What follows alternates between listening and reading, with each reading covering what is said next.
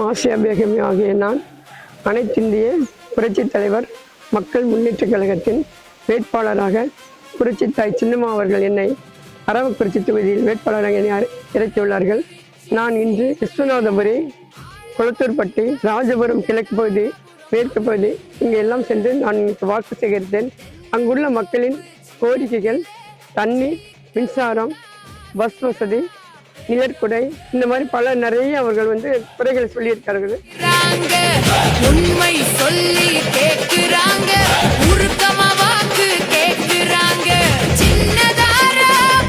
மக்களுக்கு நல்லது செய்யணும் மட்டும்தான் என்ன லட்சியம். கட்டாயம் நான் உங்களுக்கு நல்லா செய்வேன். உங்க ஊர்ல என்னென்ன குறைன்னு கேட்டேன்.